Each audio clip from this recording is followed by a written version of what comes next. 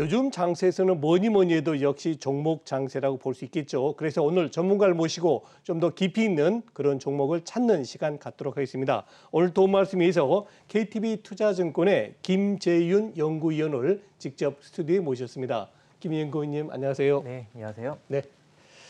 자, 최근에는 워낙 이 장세보다는 오히려 종목이 집중되는 그런 모습입니다. 최근에 우리 KTB 투자증권에서 스몰캡 관련주 중에서 청담 러닝을 선정하셨어요. 요 청담 러닝의 어떤 투자 포인트 한번 먼저 말씀해 주시죠. 네, 이제 최근에 사실 교육 관련돼서 큰 이슈라고 하면은 중국에서 사교육을 금지시키는 큰 이슈가 있었습니다. 그렇죠.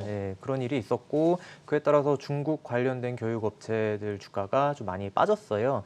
근데 그 때문에 청담러닝도 그날 좀 주가가 충격을 좀 받았었고요. 근데 청담러닝이 일단 영어 교육을 전문적으로 하는 회사인데 중국 쪽에 신남량과 이제 조인트 벤처를 설립해서 중국 쪽에 이제 영어 회화 사업을 시작을 하고 있습니다. 그래서 거기에 대해 피해를 입을 수 있지 않냐라고 하면서 주가가 빠졌는데 이거를 근데 찬찬히 뜯어보면 오히려 반사이익이 좀 가능하다라고 저는 해석을 할 수 있을 것 같고요.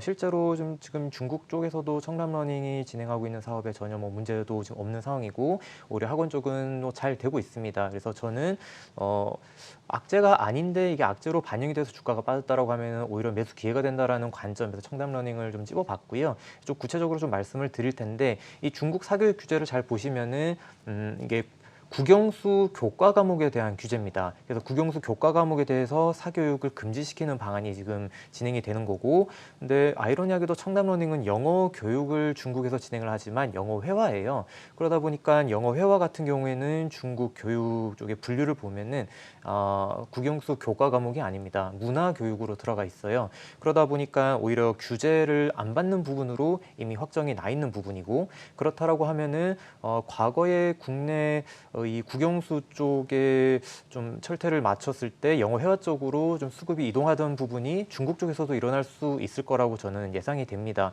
그러면은 오히려 중국에서 유아 영어 회화를 전문적으로 하는 청담러닝의 반사이익이 저는 가능하다라고 보이고 있고, 그리고 이런 거를 다 떠나서라도 지금 사실 실적 기조가 굉장히 좋아요. 1분기 때 이미 서프라이즈를 좀 기록을 했고 2분기도 실적은 굉장히 좀 좋을 걸로 보입니다. 일단 그렇게 보는 이유가 이런 교육업체 같은 경우에 실적 추정이 좀 쉬워요. 수강생 수만 체크를 해보면 되는데 실제로 수강생 수가 작년 대비해서 거의 한 30%가 증가를 했습니다. 코로나임에도 불구하고 수강생 수가 증가한 게 굉장히 저도 의외이긴 했는데 이거를 뜯어보니 온라인 쪽을 코로나가 터지면서 강화를 시켰습니다. 그래서 온라인 수강생 수가 늘어나면서 오프라인 수강생 수는 유지되고 그래서 이 두 가지가 합쳐지면서 오히려 전체 수강생 수는 늘어나는 그런 구조를 좀 보여서 1분기 때 이미 호실적을 기록을 했고 2분기 더불어서 3, 4분기도 실적은 계속 우상향하는 그림을 보일 수 있을 것 같습니다.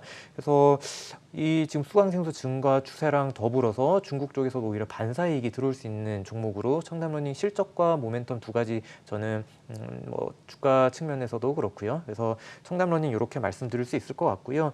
그리고 한 가지 또 말씀을 드릴 수가 있는 게 이 자회사 중에 CMS 에듀가 있습니다. 상장사니까 CMS 에듀도 많이 보셨을 거예요. 근데 CMS 에듀 자체도 실적 성장이 굉장히 좀 가파릅니다. CMS 에듀가 수학이랑 코딩 쪽을 전문적으로 좀 가르치고 있는데 이 수학과 코딩 쪽 둘 다 굉장히 좀 가파른 성장세에 있기 때문에 청담러닝이 이러한 자회사가 연결로 잡히는 실적 성장도 좀 가치세를 받고 있다. 이렇게 보시면 될 것 같고, 그리고 사실 이 부분은 제가 말씀드릴까 말까 고민을 했는데 오늘 메타버스 관련해서도 사실 청담러닝과 CMS가 같이 좀 준비하는 게 있어요. 교육 메타버스 쪽을 준비를 하고 있어서 약간 보통 메타버스라고 하면은 좀 약간 놀이 정도까지 지금 진행이 되고 있는데 이 부분을 메타버스 내에서 캠퍼스를 차리고 거기서 영어 수학에 대한 공부를 할 수 있는 이런 메타버스를 좀 준비 중에 있기 때문에 그런 측면에서도 청담러닝이 앞으로 굉장히 좀 여러 모멘텀이 존재하는 굉장히 저평가된 종목이다 이렇게 말씀드릴 수 있을 것 같습니다. 네, 그렇군요. 정말 말씀대로 중국이 사교육을 제재하지만 오히려 청담러닝은 회화 중심이기 때문에 그 데미지가 크지 않다. 오히려 상대적으로 또 유리할 수 있다는 말씀. 그리고 마지막에 메타버스에 대해서는 저도 공감이 옵니다. 정말 우리가 그 안에서 게임만 할 게 아니잖아요. 들어가서 공부도 하고 하다 보면은 오히려 청담러닝에서는 굉장히 유리한 그런 부분이 될 것 같습니다.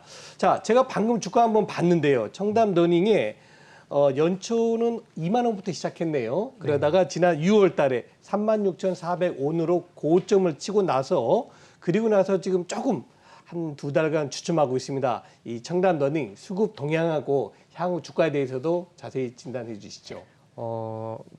짚어주신 대로 네. 상반기 때 주가가 꽤 많이 올랐습니다. 네. 네, 그때 상반기 때 주가가 오를 때 그 모멘텀이 어떤 거였냐고 하면은 바로 1분기 실적이었어요. 아, 1분기 실적이 워낙에 잘 나왔고 거기에 대해서 주가가 반영이 되면서 주가가 올랐습니다. 그렇다라는 거는 2분기 실적이 또 잘 나오게 된다면은 또 그 기대감으로 한 번 더 저는 점프할 수 있다라고 저는 보고 있고요. 그래서 1분기 실적으로 한 번 오르고 2분기 실적으로 또 오르고 매 분기 실적이 좀 서프라이즈 기록하면서 꾸준히 우상향 할 수 있을 거라고 저는 좀 예상을 하고 있습니다.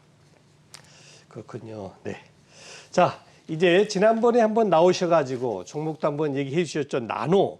뭐 요즘 최근에 ESG 경영 이념이 굉장히 중요한 화두로 떠오르고 있는데요.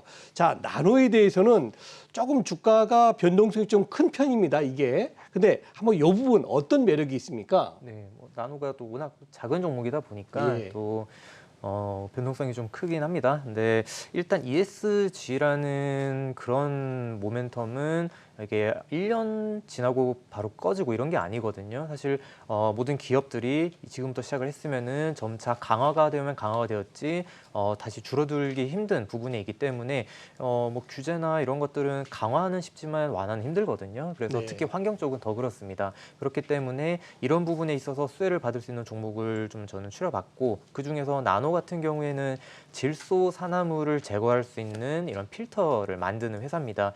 근데 질소 산화물 같은 경우에는 지구 온난화에 있어서 사실 이산화탄소보다 300배나 더 큰 영향을 미쳐요. 네, 아. 환경에 굉장히 안 좋은 영향을 미치는 부분이 있고 그래서 지금 최근에 뭐 질소 산화물하고 ESG 이렇게 같이 검색을 해보시면은 이런 ESG 정책을 강화하면서 여러 대기업들이 질소 산화물 저감 정책을 하면서 질소 산화물을 좀 줄여보자라는 투자를 굉장히 많이 진행을 하고 있습니다. 근데 이 부분에 있어서 나노가 확실하게 수혜를 받을 수 있는 부분은 나노가 생산하는 필터를 하나만 쓰는 걸 2개를 쓰면은 질소산화물이 줄어들어요. 정말 단순합니다. 필터를 중첩해서 올리게 되면은 환경 그 질소산화물이 줄어들기 때문에 나노가 판매할 수 있는 시장 자체가 좀 커지고 있다. 이렇게 보시면 될 것 같고요. 네. 그래서 이번에 ESG라는 게 사실 뭐 과거부터 있었지만 좀 본격적으로 대기업들이 투자를 하고 이런 거를 좀 부각을 시키는 게 좀 최근 일이라고 하면은 앞으로 나노가 영위할 수 있는 시장은 계속 커질 수 있다. 저는 이렇게 보고 있고요. 그리고 나노가 사실 작년에 실적이 굉장히 좀 안 좋았습니다. 근데 올해부터 실적 턴어라운드로도 기대가 되는 게 스페인 쪽에 사실 자동차 부품을 만드는 자회사가 있었는데 이 부분이 작년에 그 적자를 굉장히 많이 발생을 시키면서 연결 실적을 끌어내렸는데 올해부터는 연결에서 제외가 됩니다. 지분 매각을 했고요. 그래서 실적 자체도 턴어라운드를 보실 수 있는 종목으로 나눠 이렇게 말씀드릴 수 있을 것 같습니다. 네. 자, 이제 스몰캡 쪽에 계신 우리 김 연구위원님께서는 여러 기업을 탐방하실 텐데요. 최근에 탐방하신 기업 중에 꼭 관심을 가지셔야 되겠다는 종목 좀 소개를 더 해주시죠. 네, 저는 사실 스마트팜 관련 종목들을 좀 네. 봐야 된다라고 저는 생각을 스마트팜. 하고 있습니다. 네, 예. 맞습니다. 그 스마트팜 중에서도 사실 국내에서 스마트팜 관련 상장주 하면은 뭐 그린플러스 이렇게 딱 그렇죠. 떠오르고요. 네, 그래서 그린플러스를 저는 좀 장기적으로나 단기적으로나 굉장히 좋게 보고 있습니다. 일단 그 이유는 국내에서 스마트팜 관련해서 턴키로 시공을 할 수 있는 거의 유일한 회사라고 보시면 되고요. 스마트팜을 직접 구축해서 직접 판매를 하고 그리고 글로벌리 수출까지도 할 수 있는 업체는 좀 유일하다라고 보시면 될 것 같아요.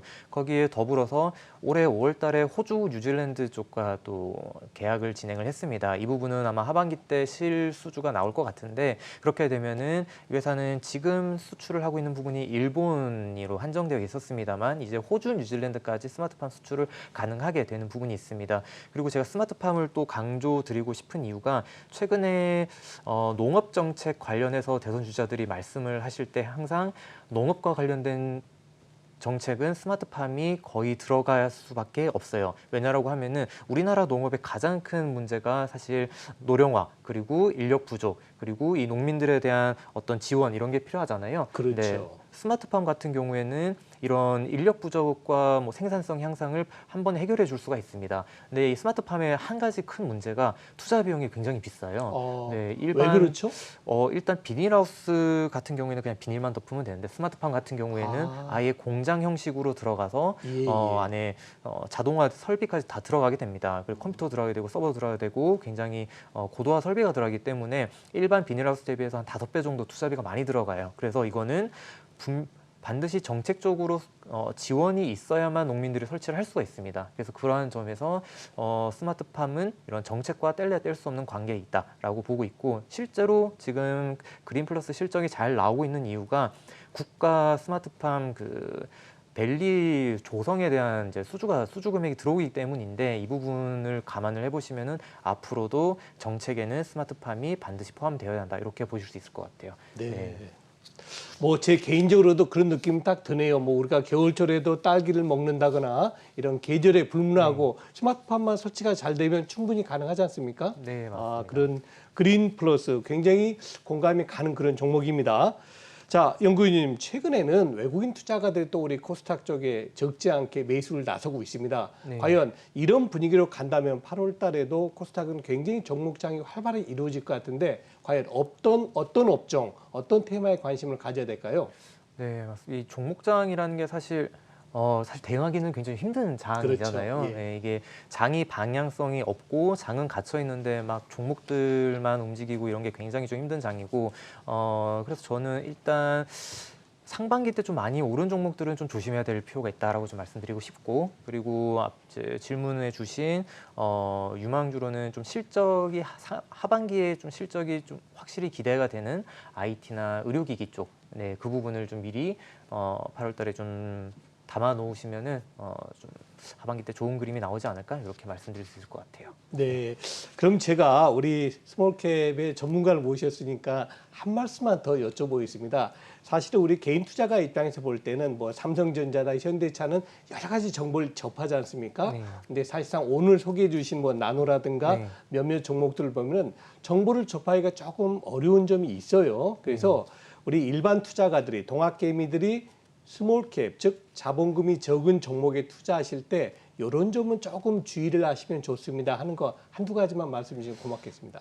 우선 앞서 말씀드린 것처럼 네. 상반기 때 좀 많이 오른 종목들은 일단 조금 조심해야 될 필요가 있을 것 같고요. 네, 그리고 사실 주가라는 거는 실적과 연계된 함수라고 저는 생각을 합니다. 그래서 그렇죠. 실적이 실적 없이 뭐 재료라든지 소위 테마 이런 걸로 가는 종목들보다는 좀 실적에 기반한 종목들을 좀 고르는 게 좀 가장 좀 안전하지 않을까? 저는 네. 이렇게 좀 말씀드리고 싶네요. 네, 정말 참 원론적이면서도 우리가 깊이 생각해야 될 부분 같습니다. 먼저 상반기에 주가가 많이 올랐던 종목군들 조심하셔야 되고, 또 두 번째, 아무리 코스닥이고 어떤 기업이라 할지라도 결국 실적이 가장 중요하다, 이런 굉장히 중요한 말씀 해주셨습니다. 지금까지 KTB 투자증권의 김재윤 연구위원이셨습니다. 위원님 감사합니다. 네, 감사합니다.